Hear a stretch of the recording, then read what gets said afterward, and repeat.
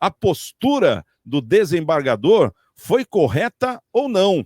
Estou falando do desembargador aposentado Sebastião Coelho, agora na condição de advogado de um dos réus do 8 de janeiro, que está sendo julgado pelo STF. Ele ficou frente a frente com os ministros do Supremo Tribunal Federal.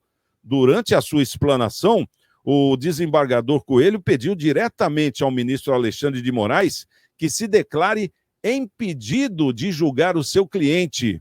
Na sequência, o desembargador foi além e afirmou que os ministros do STF são os mais odiados do país. Há poucos meses, Sebastião chegou, inclusive, a pedir a prisão de Alexandre de Moraes por não seguir a Constituição. Bom, temos aqui um primeiro trecho do que ocorreu lá no STF, justamente essa fala aqui do desembargador. Vamos ouvi-lo. É tão responsável quanto quem pratica o ato. E, por fim, senhora presidente, eu quero dizer com muita tristeza, mas eu tenho que dizer a Vossa Excelência, porque eu não sou homem de falar e depois dizer que não disse, que não é aquilo. Nessas bancadas aqui, nesses dois lados, senhores ministros, estão as pessoas mais odiadas desse país. Infelizmente, quantas fotos eu tenho com o ministro dessa corte? Muitas, muitas. Não vi no enterro, no velório de Sepúlveda Pertence, a pessoa que eu amava muito, para não dizer que eu estava afrontando essa corte. Mas Vossa Excelência tem que ter a consciência que Vossa Excelência são pessoas odiadas desse país. Essa é uma realidade que Vossa Excelência tem que saber. E alguém tem que dizer isso diretamente. E, finalmente, eu quero manifestar o meu respeito e a minha solidariedade à Polícia Militar do Distrito Federal, que está sendo colocada como responsável por aquilo que não é. E a meu respeito e a minha solidariedade a todos os oficiais que estão da Polícia Militar Federal, que estão presos, alguns meus ex-alunos da Academia da Polícia Militar. Presos e sem salário. Isso é tortura! Tirar o salário de um homem, senhor ministro Alexandre de Moraes, sem que haja uma condenação. Isso não pode acontecer. Essas famílias estão desesperadas e torturadas. Essa é a minha posição, é a minha opinião. E eu digo, finalmente, para concluir, eu peço que esse tribunal declare a incompetência desse juiz para o julgamento e não fazendo, julgue improcedente a ação em sua totalidade. Muito obrigado, senhora presidente. Esse foi o primeiro, né? A primeira parte aí do que o desembargador falou, e se referindo ao ministro Alexandre de Moraes e a todos os ministros presentes. Antes da sessão, antes de começar tudo isso, o Corregedor Nacional de Justiça, o Luiz Felipe Salomão, ele já tinha determinado que os registros financeiros do ex-desembargador, esse que você viu no vídeo, fossem examinados e pediu a quebra do sigilo bancário dele, considerando que Coelho, o desembargador, pode ter financiado os atos extremistas por participar ativamente da concentração que antecederam aí o 8 de janeiro. Então, ele já chegou praticamente falando assim, ó. Fui informado que o Conselho Nacional de Justiça, através do eminente ministro Luiz Felipe Salomão, todos saibam, eu estou aqui denunciando de público, abriu um procedimento disciplinar para apurar a minha conduta enquanto magistrado. Todos sabem que eu estou aposentado desde 16 de setembro do ano passado. Eu considero uma intimidação. Digo a Vossa Excelência, ministro Salomão, que Vossa Excelência tentou me intimidar, mas não intimida. Isso é tranquilo. Eu vou disponibilizar ainda hoje, senhora ministra, a Vossa Excelência é a presidente do Conselho Nacional de Justiça, minha declaração do imposto de renda e meus extratos bancários. Não só para o corregedor. Antes do prazo que ele me determinou, eu farei para a imprensa, porque eu não tenho nada a esconder e não me intimido com absolutamente nada. Olha, complicado, hein? O desembargador parece que, pelo menos, falou que muitos brasileiros gostariam de falar naquele momento. Ô, doutor Fábio, ele se diz muitas vezes perseguido, tanto que ele lançou um livro, O Perdeu Mané, que foi proibido pelo STF. Tentou prender o Alexandre de Moraes por não seguir a Constituição. Ele está tão errado assim ou não? Eu não vejo errado ou certo. Eu acho que essa situação específica que nós estamos vendo aí, Santiago, eu acho que ele exacerbou, porque, na verdade, ele estava. Exacerbou por quê? Não que ele esteja errado ou esteja certo, ele está ali como um patrono, advogado de alguém. Ele está representando uma pessoa que está sendo processada criminalmente por hipotéticos crimes, enfim, eventuais crimes que tenham ou não praticado. Então, eu acho que ali ele usou um espaço que era de defensor de alguém para poder expor questões particulares, citando o ministro Salomão, que é do CNJ, que é do Superior Tribunal de Justiça também, que pode ser ou não uma perseguição. Eu não estou aqui fazendo juízo de valor, mas eu acho que não era o momento e não era cabível esse tipo de situação. Ele dizer, ele expressar o que ele sente é uma coisa. Agora, também achei desnecessário. Para que dizer são odiados? Isso efetivamente, para o caso em si que está sendo discutido, não leva a nada. Eu acho que ele se expressou num momento inoportuno, porque ele não estava ali. Ali é como se ele tivesse se defendendo de um processo que não está em discussão. Agora, se o ministro lá foi uma forma de intimidar, pedindo para que seja investigado ou não, isso ele pode discutir no processo e quando ele estiver sendo discutido efetivamente. Mas, nesse caso, era um outro processo, uma outra coisa que não tem nada a ver com isso. É dessa forma que eu vejo. Eu acho que ele ali ele estava com tanta raiva que ele acabou esquecendo que ele ali ele estava como advogado de alguém para falar das questões relacionadas a ele mesmo. É só isso. No caso, doutor Fábio, o que ele fez ali, por exemplo, ele estava chateado realmente, inclusive um dos argumentos dele, logo no começo, foi que o STF não poderia julgar essa pessoa aí, o Aécio Lúcio, né, que foi um dos manifestantes do dia 8. Isso aí teria que ser o Ministério Público, que teria que entrar com uma ação, e aí ele iria passar por todo o ritual, a primeira instância, a segunda, enfim. Mas aqui no caso, ele falou que o Alexandre de Moraes ele não é o apropriado a fazer esse tipo de julgamento, justamente por ser uma autoridade na Corte Maior. Como é que você vê isso? Você acha que nesse quesito ele realmente, no caso, o Alexandre de Moraes, está ultrapassando as linhas da jurisdição?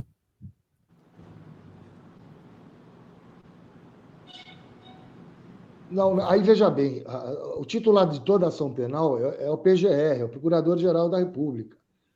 E por ter sido um fato federal, que atacaram-se as instituições federais, é o Supremo que vai julgar. Já teve o voto do Alexandre Moraes, do ministro Alexandre Moraes, o voto do Nunes Marques e o voto agora do novo ministro Zanin.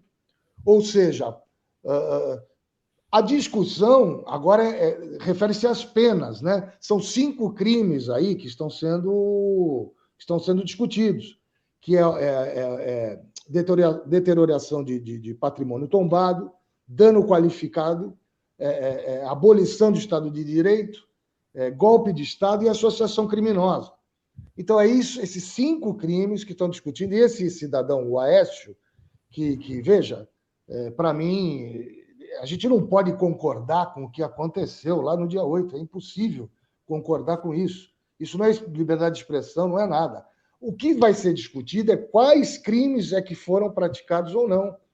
O Nuno Marques, por exemplo, o ministro, ele vê que houve somente o crime de dano ao patrimônio e ao crime de deterioração de patrimônio tombado.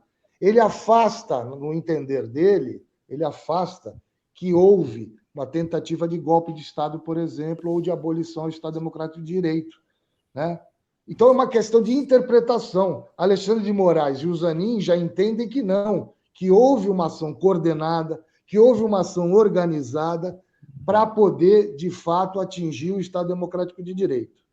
Se você me perguntar, analisando friamente, primeiro dizer que um cidadão desse, para mim, é um imbecil, um idiota, alguém que entra lá É um imbecil, não se pode concordar com isso. Mas, friamente, você analisando a lei, daquelas pessoas que estavam ali, eu não vejo, sinceramente, uma coordenação, uma organização, alguma coisa que efetivamente fosse